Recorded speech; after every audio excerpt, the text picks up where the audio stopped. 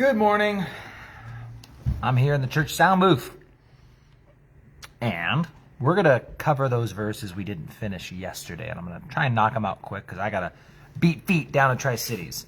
So we started really with just verse 15 is all we got done yesterday. Beware of false prophets who come to you in sheep's clothing, but inwardly they are ravenous wolves. So we were just talking about these false teachers. Quite often, Titus 1:11. They're doing it for dishonest gain. They want a following. They want money. I don't know. But you will know them by their fruits. Do men gather grapes from thorn bushes or figs from thistles? Even so, every good tree that bears good fruit, but a bad tree bears bad fruit. A good tree cannot bear bad fruit, nor can a bad tree bear good fruit. Every tree that does not bear fruit, good fruit is cut down and thrown into the fire. Therefore, by their fruits you will know them.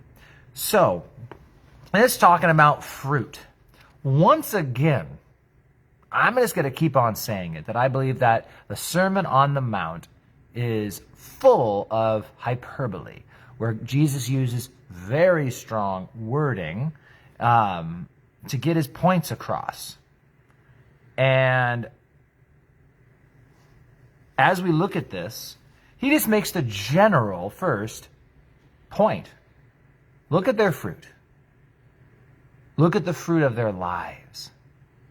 When they're teaching one thing and they're behaving an entirely different way, something doesn't line up. When you see like angry and spiteful and I don't know whatever else people who are teaching the love of Jesus and yet you don't see it manifest in their life, well, you've got a problem there. Now, it kind of just describes, right, that, grapes from thorn bushes, figs from thistles, right? Like this, it doesn't work that way. And it talks about good trees bear good fruit and bad trees bear bad fruit. Now, does that mean that a bad tree won't bear stuff that looks like good fruit? See, I don't think Jesus is trying to draw a definitive line here where if you ever find bad fruit, then it must be if you ever find, and he even says a good tree cannot bear bad fruit, nor can a bad tree bear good fruit. So, what do we do with that? Well, there's two ways to take it. One is just simply it being a hyperbolic statement. It's a really in-your-face statement trying to let you know that you shouldn't be seeing this bad stuff from good trees. You shouldn't be seeing any good stuff from bad trees. But also it's worth noting that if you are saved and a believer, well, then you really can't bear bad fruit in the sense of that whatever you do bear, it won't be counted against you because you're cleansed by the blood of Jesus. And if you're a bad tree, doesn't matter how good the fruit looks, none of it will be accounted towards you because all of our righteousnesses are like filthy rags. I mean, that's the idea. But at the end of the day, by their fruit you shall know them. So when you see a teacher and then they're getting caught up in scandals, well, that's a problem. Now, there's also a difference. Oh, man, it's just so tough because I've seen so many good men fall. I really have seen good pastors fall into sin. I do think it's slightly different when you see people, falling into an adulterous relationship versus setting up a corporate empire, built on the income of many generous people, in the sense of, one is a humongous mistake, but it can kind of happen quickly versus on the other side, we have someone setting up something. I don't know. It's at the end of the day, though, we need to be watching out for these false prophets.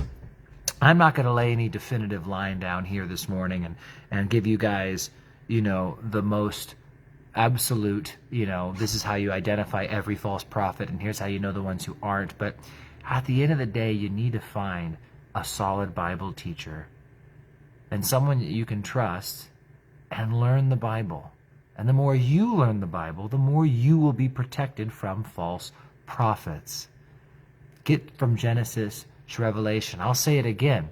If I do a prophecy update, I'm sure I can fill the house on a Sunday night. But when we're just studying the Old Testament, well, it's not nearly as exciting. Prophecy updates aren't going to protect you from a false prophet. It's learning the scriptures and all those little verses. And it's funny, as we were going through even specifically, I'll close on this. I need to keep it short so I can go. There are false teachings. In fact, this morning, McShane, I'm getting slightly sidetracked now, but just as an example of a false teaching. In the McShane Bible Plan, 1 Timothy chapter 1 this morning, and is it verse 10? No, that's not the right place. Verse 7. Desiring to be teachers of the law. So here we have an example of a false teacher who's desiring to be a teacher of the law. And understanding neither what they say nor the things which they affirm. People who don't really know what they're talking about, but they're trying to teach the law. And I shared on this, and even one of my friends, Joseph Gross, pastor out of Silver City, he mentioned, the Hebrew Roots movement is a big movement of false teachers. And they're trying to be teachers of the law. They don't really know what they're talking about. And they sound really smart, but there's just so much of the Bible they're contradicting. Now, I was tying that into something else, which is, we were doing Chronicles, First Chronicles, and all of you know how riveting those first 10 chapters are. It's a bunch of names, go to church, and we covered 420 verses that night, and we went through and we covered stuff, and it was a long message. But in those names, I think in 2 different places, we found scriptural defense and evidence that actually contradicts some of these teachings of the Hebrew Roots movements.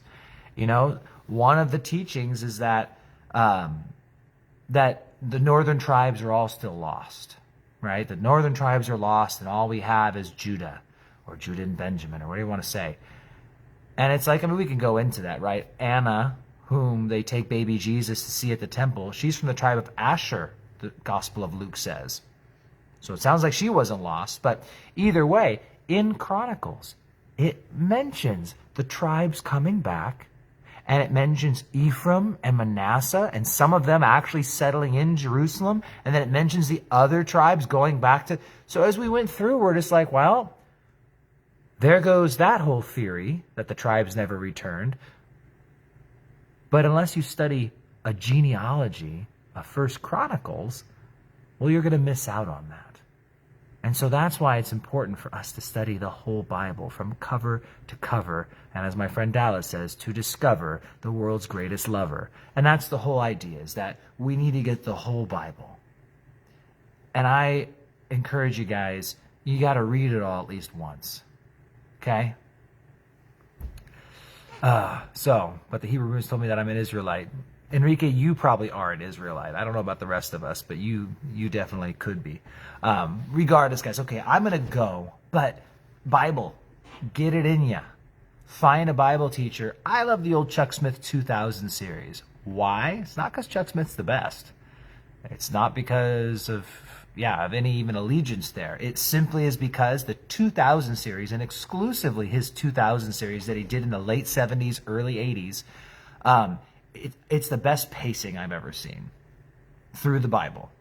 You can get through the entire Bible in, I believe, 325 messages. You can listen to it at 1.25 or 1.5. I think I usually should listen at 1.3. If you get the Word for Today app, TWFT, look it up on the App Store, right? You can get the whole Bible done in a year. I know Dallas takes a group of people through regularly. He does his shepherd school, and he takes a group of people through who are his future elders in his church, usually, or whatnot. I mean, these are the men that he looks to lead, and he takes them through the entire Bible, not just reading it, but actually getting sermons through the entire Bible in 1 year. 325 messages is basically like one sermon a day, except Sundays, and then you have to get a couple extra in there. But the point is that, while you're driving, while you're getting ready in the morning, while you're doing some of these tasks that you don't need to have all your full brain power going, pop on a sermon and listen. Get through the whole Bible, and you would not believe the foundation it will lay and protect you from all the weirdos out there in sheep's clothing who, for dishonest gain, are going to try to lure you away from the truth. So, there you guys go. And if you're desperate, Revival Church app, we got about a third of the Bible, maybe even near half the Bible actually on there. So we're working on it. Hopefully in the next couple years we'll wrap that thing up. You guys take care. Have a great day. God bless.